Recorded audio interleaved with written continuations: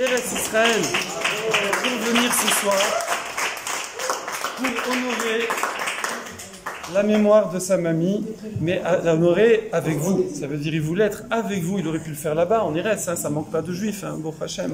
Mais sauf que c'est une star là-bas maintenant, il a la télé et tout, c'est, comment on dit appelle ça là, influenceur, youtubeur, truc, voilà. Mais il voulait le faire avec vous, d'accord? Et donc il a fait l'aller-retour exprès pour vous, d'accord? On remercie aussi Avi Fari, ici présent.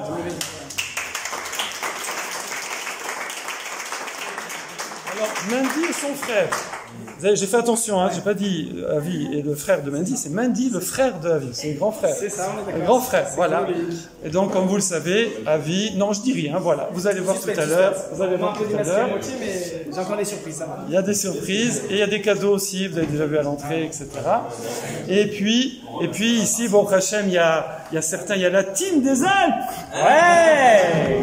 La team préférée, la team des Alpes ici, là. Parce qu'on va refaire un trekking. Allez, voilà,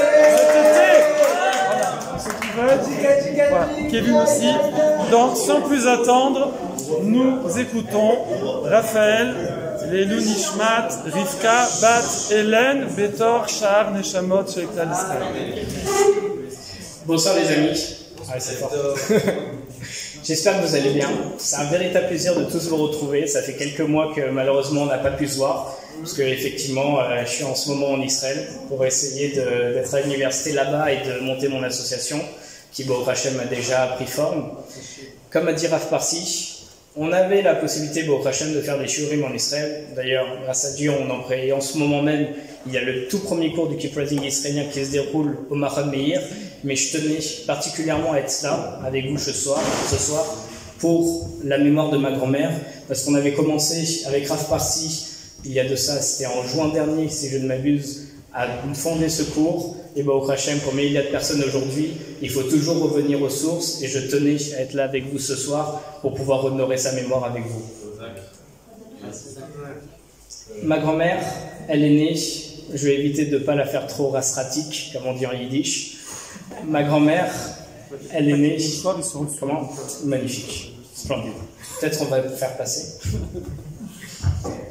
Elle est née durant la guerre, elle a travaillé avec l'armée, elle a grandi, elle s'appelle Yvonne, elle s'appelait Yvonne Gavron et épouse Yvonne Kleiman. Mais il y a une chose extraordinaire avec mamie, pour une Ashkénaze qui a grandi durant l'armée, durant la guerre, de nombreuses personnes ont voulu abaisser leur identité juive, ne plus se faire appeler par leur prénom juif, pour ne pas se faire reconnaître et parce qu'ils ont eu une mauvaise vision à cause de la Shoah. Et ma grand-mère, au contraire, elle se faisait toujours appeler Rivka et non Yvonne pour renouveler son identité. D'ailleurs, elle avait une amie, Madame Fassi, qui malheureusement est nifteret peu de temps après elle. Et à chaque fois qu'elle appelait Yvonne au téléphone, j'ai le souvenir de mamie qui à chaque fois s'énervait en lui disant « je m'appelle Rivka » et non pas Yvonne. Et là, on voyait une véritable beauté, c'est qu'elle avait son identité juive. Et je pense que, en tout cas pour moi, c'est une grande leçon à avoir que peu importe où on se trouve, ce qui se passe autour de nous, notre identité juive, c'est celle qui doit toujours primer. Ma grand-mère, à l'époque, m'avait raconté qu'elle avait donné des prénoms à ses 3 enfants, des prénoms pouvant se convertir en prénoms anglophones pour avoir justement toujours une connotation internationale. Mon père s'appelle Alain pour l'appeler Alan, mon oncle Pierre pour l'appeler Peter, et elle avait toujours des aspirations au-dessus des limites, au-dessus de la simple France, au-dessus des métiers normaux, pour permettre à ses enfants, dès leur naissance, dès la mise en place de leur prénom, de pouvoir ne pas avoir de limites et s'exporter partout. À ce sens, il me semblait évident et la moindre chose d'essayer de monter une association qui porte d'ailleurs ses initiales KR, Kleiman Rivka, avec une aspiration internationale, tout comme elle a voulu donner une aspiration internationale à ses enfants, à sa famille, à son judaïsme et à tout ce qu'elle pouvait transmettre. Nous nous trouvons en ce moment dans la période du Homer. C'est une période durant laquelle on doit se souvenir du massacre qu'il y a eu malheureusement avec les élèves de Rabbi Akiva, et qui sont aussi une période de deuil. Et comme on voit dans la Gemara, on a l'habitude à chaque fois dans les mariages de casser un verre précieux pour toujours avoir une part de tristesse dans la joie. On ne peut pas être totalement joyeux étant donné que notre temple a été détruit et qu'il n'est pas encore reconstruit. J'ai souvenir qu'à chaque fois que je créais quelque chose ou que je faisais quelque chose de bien, en tout cas que j'essayais, j'avais toujours un véritable plaisir d'aller voir mamie pour lui raconter. Et ce, encore aujourd'hui. Ce sentiment continue de m'habiter. Donc certains pensent au temple pour pouvoir abaisser leur joie. Moi, je pense à ma grand-mère lors des bons moments, ce qui abaisse ma joie, parce que je n'aurais qu'une seule envie, ça serait de lui raconter. Mamie n'était pas forcément...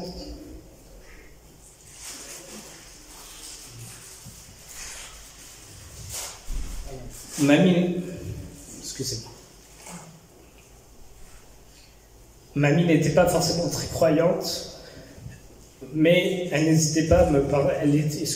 Elle était extrêmement croyante, pas forcément très religieuse, et elle montrait cela de façon absolument extraordinaire.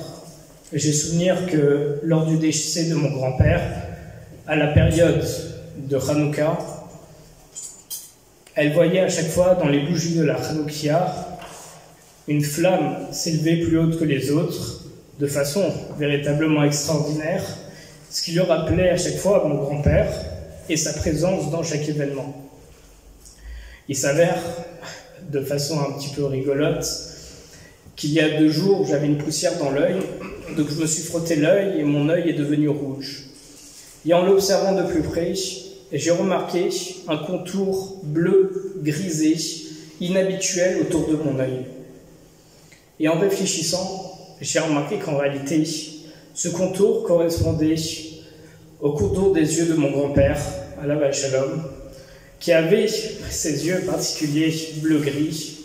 Et comme quoi, dans ce petit moment, oserais-je dire, de mini-souffrance que j'avais, on retrouvait dès la génétique, dans mon œil même, dans notre regard, dans les choses qui paraissent face à nous, la présence de mon grand-père, tout comme ma grand-mère voyait mon grand-père, même lorsqu'il n'était plus là, grâce toujours à Akadosh Baruch Hu.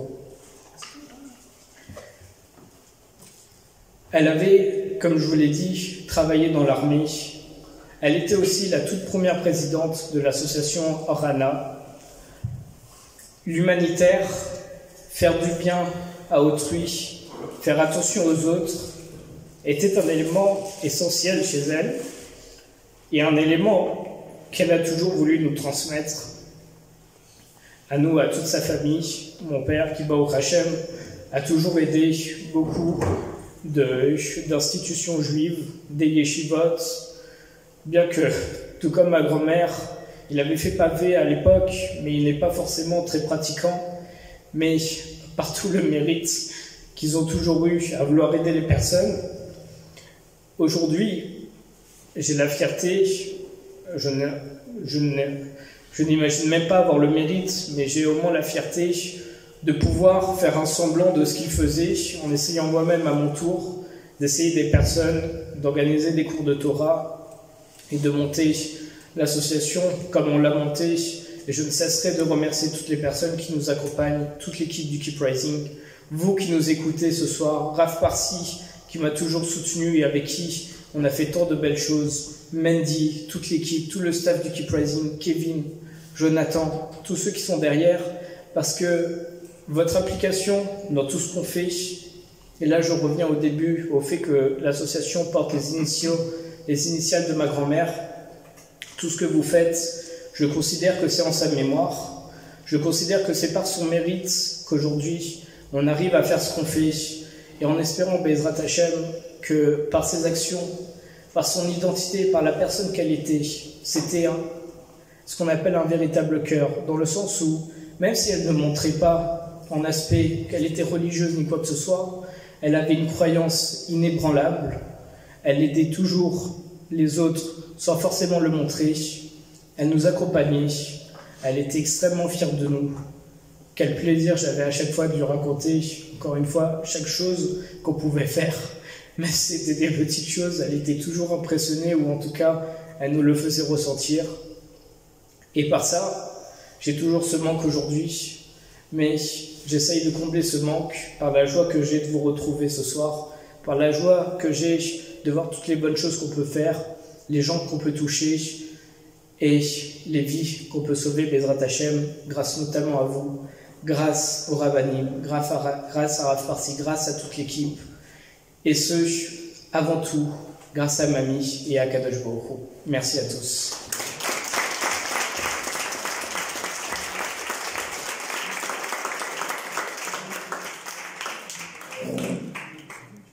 Merci beaucoup, Raphaël. Vraiment, c'est très émouvant. Je pense qu'on a tous vraiment très heureux que tu aies fait cet effort de venir et de nous parler avec tellement de cœur. On s'est tous un petit peu identifiés. Et c'est vrai que, en plus, tu viens de cette génération qui a vécu en plein la Shoah, la guerre, etc. Et beaucoup de grands rabbinim ont expliqué que tous les bienfaits dont notre génération profite actuellement, tout ce retour à la Torah, toute cette chouva, toute cette bracha, elle provient des prières, des pensées de toute cette génération qui est partie.